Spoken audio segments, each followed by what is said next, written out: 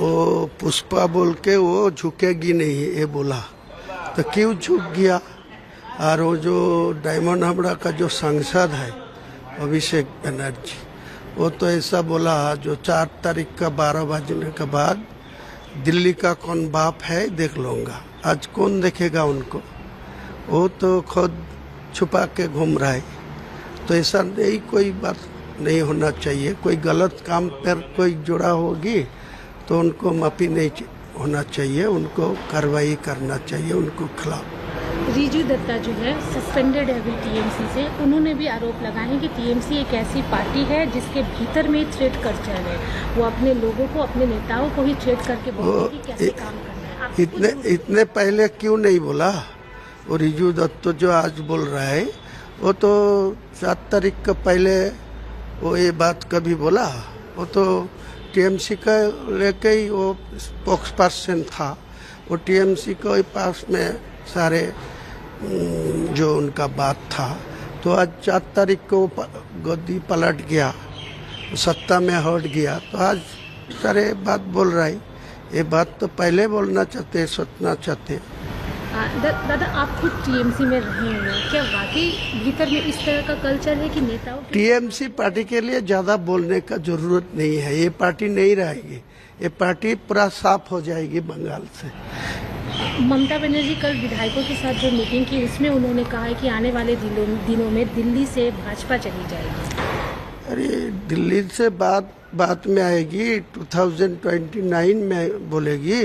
2006 है, अभी वो चुनाव हार के दिल्ली मसनद लेने का सपना देख रहा है, तो सपना ख्वाह भी रहेगी, कोई सपना पूरा नहीं होगी। एक और चीज, जो बीजेपी सरकार आई है उन्होंने जो अलग अलग नियम्स बनाए हैं उसमें एक स्लॉटर हाउस को लेकर भी है, कुर्बानी को लेकर, इसे कैसे देखते हैं? क्योंकि देखिए, इमाम ने भी कहा है कि गाय ना खाएं, तुहा सिद्दीकी ने भी कहा है, ये अपील किया है, आप कैसे देखते हैं? वो कोई तुहा सिद्दीकी का क्या बात है, वो सुबह क्या बोल रहा है, दूसरा दिन क्या बोल रहा है, वो कोई टिप्पणी नहीं करूँगी।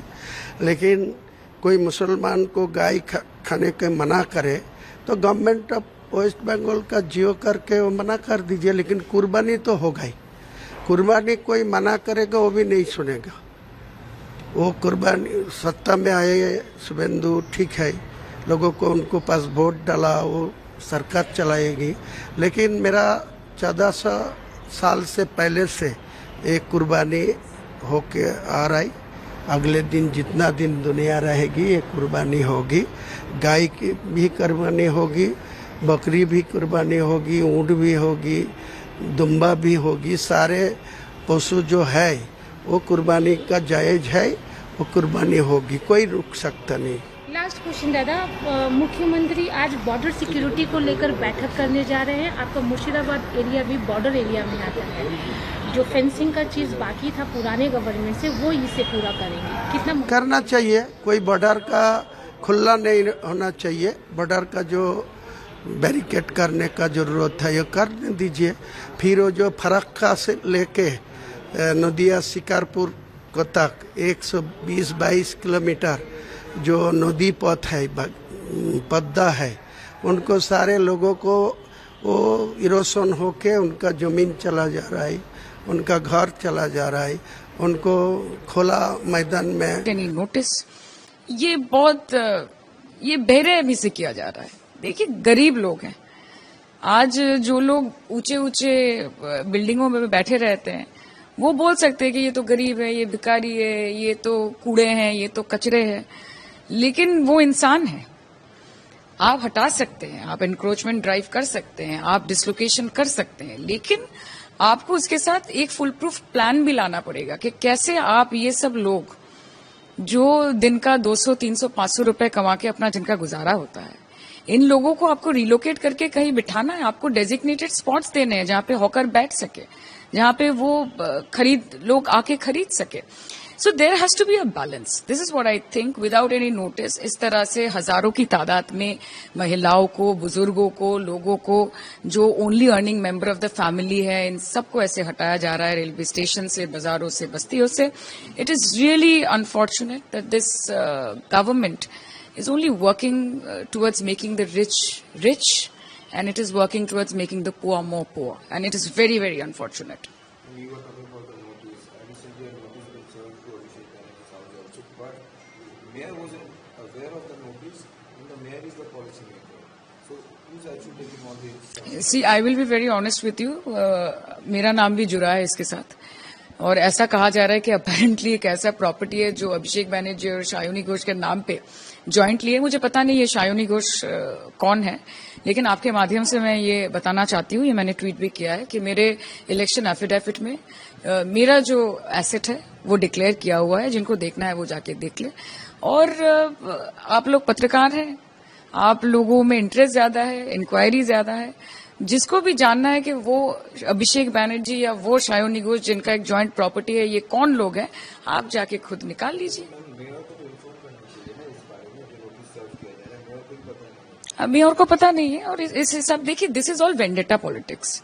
आज जिस हिसाब से भारतीय जनता पार्टी की सरकार ऑपोजिशन और तृणमूल के पीछे आ रही है, हाथ धोके पड़ी हुई है, इट इज गिवन कि वो चाहते हैं कि तृणमूल पार्टी का नामो निशान तक मत ना रहे.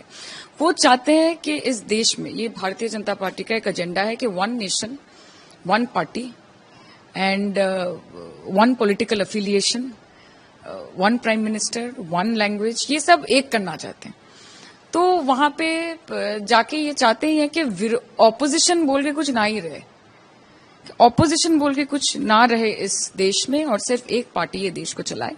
और जब ऐसा कुछ एजेंडा बन जाता है तो ऑपोजिशन के लोगों के पीछे हाथ धो के, आज आप यूपी में देखिए किस तरह से इकरा हसन, उनके साथ जो व्यवहार किया गया यूपी प्रशासन की तरफ से, तो मैं कहां से उम्मीद कर सकती हूँ कि यूपी प्रशासन मेरे साथ खड़ा होगा जब मुझे ऐसे थ्रेट्स मिल रहे हैं. वो भी एक चुनी हुई सांसद है, विपक्ष से हैं. आप देखिए आज जिस तरह महुआ मोइत्रा जी को टारगेट किया जा रहा है हर चीज में, अभिषेक बैनर्जी को टारगेट किया जा रहा है, तृणमूल के हर स्तर के हर नेता को टारगेट किया जा रहा है. 2021 के मामले में अरेस्ट किया जा रहा है. हालांकि पोस्ट पोल वायलेंस 2024-26 में जो हुआ है उसकी कोई कार्रवाई नहीं हो रही है.